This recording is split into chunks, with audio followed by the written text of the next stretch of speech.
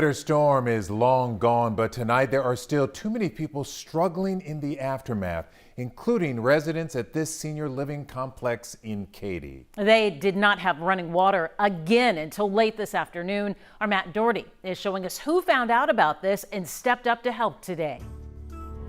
Yesterday, officials from Katy were dropping off boxes of food to the residents who live in the apartment complex when they found out that many of them didn't have running water. For more than a week, many of them could not bathe, they could not brush their teeth, and they could not cook their food. With water trucks, buckets, and hoses, Harris County Precinct 3 crews set to work to help the seniors who'd been living without running water since the storm. Unable to bathe, unable to cook, and unable to drink. Earlier in the week, family members of residents living at Providence Place in Katy found out the seniors were without water. Tori Bialis' father-in-law was without running water for almost 2 weeks. They've been on walkers, wheelchairs, coming to dig out water from the pool. These are 3 levels in the apartment.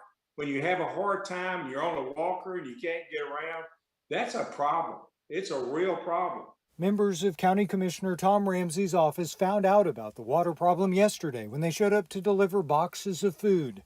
Using an enormous water truck, they ran hoses all the way up to the 3rd floor, filling horse troughs. The apartment complex told me this afternoon that running water has been restored, but there are many more places where the water is still out.